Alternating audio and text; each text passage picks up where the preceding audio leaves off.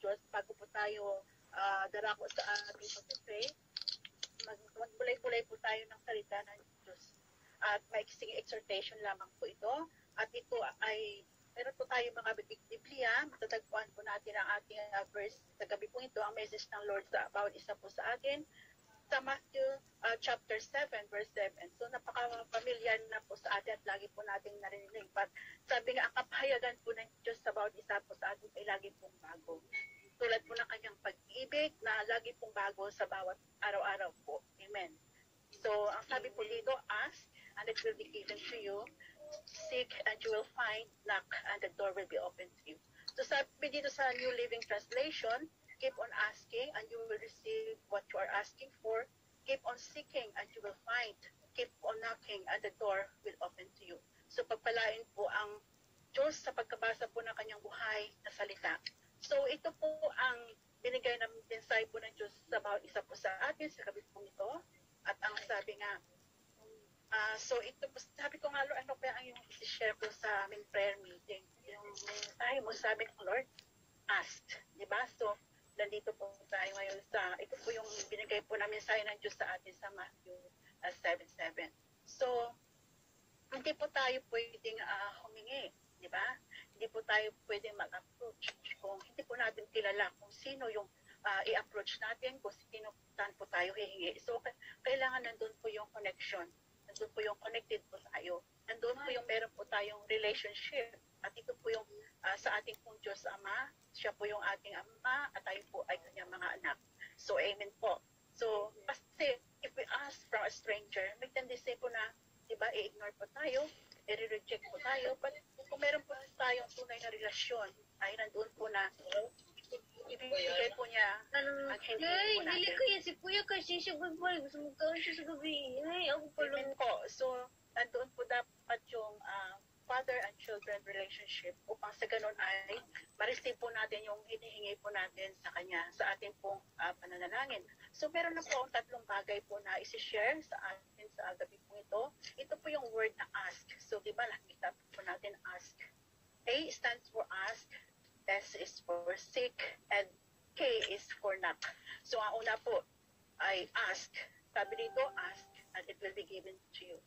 So, humingi ka upang ibibigay po sa iyo.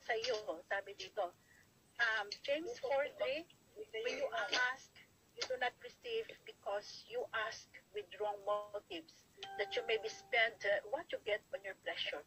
Sometimes po, meron po tayong hinihingi, pero hindi po right o yung mali po yung motibo po natin. So, kailangan po sa paghingi po natin ay nandun po yung tama.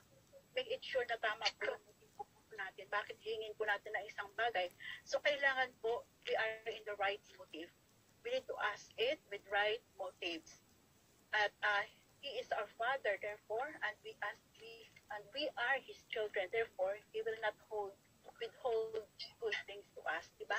Tayo po ay kanyang mga anak. So, yung mga bagay na mabubuti lamang ang kanyang ibibigay po sa atin. Because He is our Father. Ang example po dito, diba, dito sa ating text, Matthew 7:9, sabi dito, which of your son will ask bread and then he will give stone? And sa verse 10, if he asked for fish, he will give you snake. Diba, hindi niya ibibigay yung mga bagay na hindi po natin kailangan. Yung mga bagay na hindi maganda, di ba? So, yun po ang nais po ng Diyos sa bawat isa na po sa atin, sa ating paghingi sa Kanya, sa paglapit po sa Kanya. Paano po tayo lalapit sa Kanya? Nandun dapat yung ating humbleness. Nandun po yung pagpapakumbaba po natin sa Kanya dahil po yun po yung nais niya. Tulad po ng isang bata, di ba?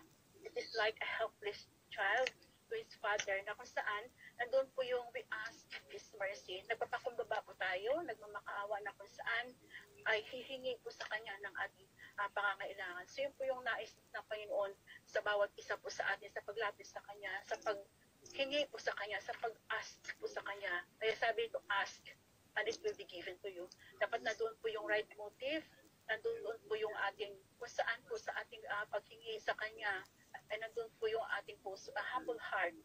So, iyon po, we are to ask with full assurance na kung saan nandun po yung assurance na pakikinggan po ng Panginoon ang ating panalangin. So, amen po. So ang pangalawa po yung S is seek. Seek and you will find. Sabi dito.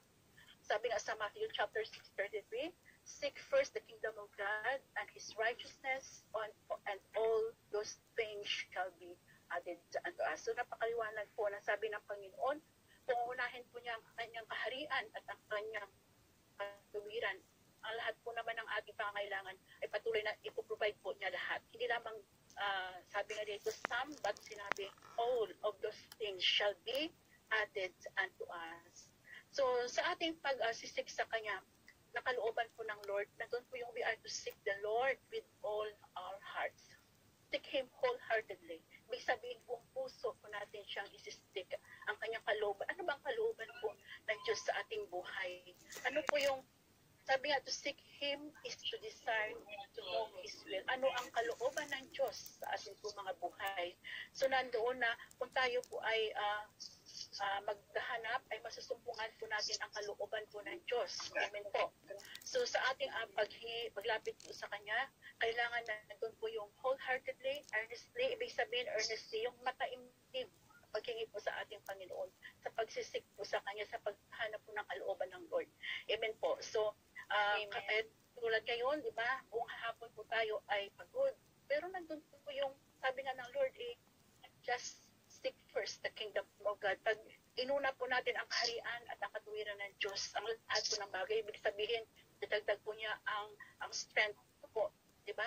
Minsan kulang po tayo sa tulog dahil sa pagising po natin sa umaga, di ba?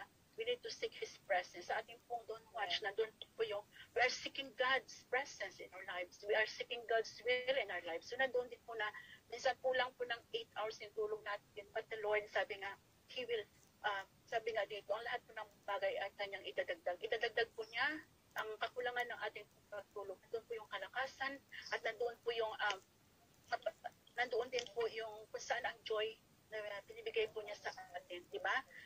Tayo po, karamihan ay stayin po yung ating mga amo ngayon. So, nandun din po, napagod po tayo. But because we love God and we want to seek His will, ay buong hapon, nandito pa rin po tayo sa ating prayer meeting because we want to seek the will of God sa ating po mga buhay. So, yun po yung pangalawa po. At ang pangatlo is, yung letter K is, stands for knock, di ba? Na pag sinabi knock, kumatok po tayo.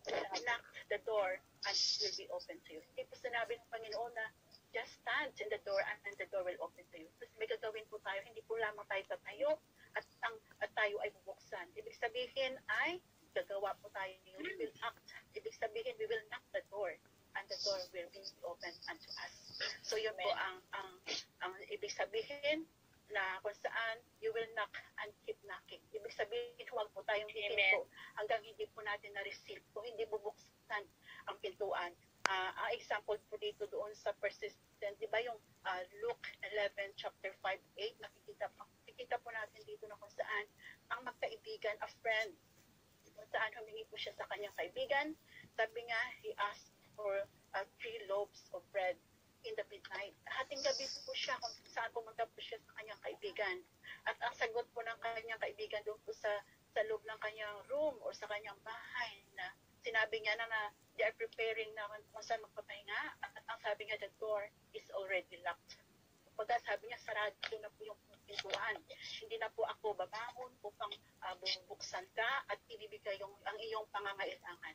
Yun po nga sabi ng kanyang kaibigan. Pero ang kaibigan po ito na sa labas, sabi pa nga niya, ayong humihingi. Makikita natin dito na it is midnight. Ibig sabihin, nag-travel pa siya, napagod pa siya siguro, or hindi natin alam, pag summer, di ba, mainit sa labas. So, kumatok pa rin siya na kumatok. Hindi siya huminto. Nandun yung persistent po niya. Nandun yung perseverance. Nandun yung steadfast. Ibig sabihin, walang humpay. Yung pagtitiis niya upang mabuksan lang po ang pintuan at kung saan ay matanggap po niya ang kanyang hinihingi. Diba? So, nandun po yung persistent po niya dahil nais po niya makamtan ang kanyang pangangailangan. So, wala po nagawa po ang kanyang kaibigan, kundi siya po ay bumangon at binigay ang pangangailangan ng kanyang kaibigan. Dahil po dito, hindi po dahil siya ay kaibigan, bababasa po natin niya sa Matthew 7, chapter 8, kundi nandun po yung boldness ng isa niyang kaibigan na kung saan hindi po siya natinag. nandoon yung courage niya, nandoon yung confident niya na bubuksan po ang pintuan upang ibibigay po sa kanya ang kanyang pangangailangan. So, ito po yung nais po ng Panginoon sa atin, sa ating paglapit po sa Kanya. We have to ask, we have to seek, and we have to knock. Naalala ko rin po yung si Pastora Joyce, lagi po siya, pag pumunta po siya sa finance church, di ba? Minsan po makatok lang po siya. At alam namin po siya ay kumakatok kasi talagang ilang katok po siya. Kasi pag may kakatok na siya namin, di ba, hindi po natin marinig. Pero pag tuloy-tuloy, continuous yung pagkatok at ito po ay tatakbo na kami at bubuksan. At alam namin na si Pastora Joyce ay yung papasok. So, ganun po tayo dapat na sa ating pagkita, Panginoon, sa ating pagkatok, kailangan po continuous and persistent. Hindi po tayo matitinag. Nandun po yung patience po natin sa pag-antay. Na sa pagkatok po natin ng pintuan, pag muna tayo aalis, nandun po yung doubt natin na baka hindi po tayo bubuksan. Pero yung pangako po ng Panginoon, knock at the door will be open to you. So, iyon po ang nais po ng Panginoon. We have to ask, we have to seek, and we have to knock. At sabi pa nga niya dito po sa Matthew 7:8, for everyone who asks, receives, and he who seeks, finds, and to him who knocks the door will be open. So, yun po yung pangako po ng Panginoon sa buhay. Sa atin po, isagabay po ito sa ating mga panalangin na itataas po sa Kanya. So, sa ating pag-ask sa Panginoon, nandun din po yung dapat yung ating pag-ask sa Panginoon, nandoon yung kailangan po ay kung ano po yung gusto, ano po yung nais po natin, sabihin po natin sa Lord na kasi sa ating panalangin, di ba nakalagay doon na kailangan, Lord, we ask for 140 new members to be added in Church 3 family. So, nandun po yung talagang hindi lang po 140 but more, and it should be committed and active new members. So, yun ang ating precisely, talagang nandoon po yung accurate na paghingi po natin sa Panginoon. Iyon po ang nais ng Panginoon sa bawat isa po sa atin. Nandoon po yung confidence, nandoon po yung assurance natin, at alam po lang natin na yun po ang kalooban ng Lord sa atin po. We need to seek Him with all our hearts sa ating pag-pray, sa paglapit ng Kanya. At sa amin po, punta tayo po sa Psalms 37:4, ang sabi dito, delight ourselves unto the Lord, and He will give the desires of our hearts. So, yun po ang ating gagawin sa ating pananalangin sa gabi po ito, sa paglapit po sa ating Panginoon. So, tayo po ay manalangin. Hallelujah, Lord. Hallelujah. Minsan pa, dakilang Diyos, maraming salamat sa iyong mensahe po sa amin sa gabi pong ito na we should ask, we should seek, and we should knock. Hayaan mo, Panginoon, na ang aming gagawin sa aking mga kapatid na magataas po ng mga panalangin.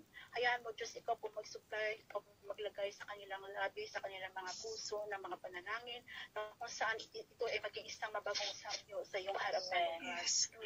Maraming po salamat, Diyos, for all the things that you have done and for all the things that you are going to do, because you are the God who answers all our prayers. You are a miracle God. You are our God who never changed yesterday, today, and forever. Kaya naman maraming salamat. To you all the glory, to you all the honor and thanksgiving. In Jesus' name we pray.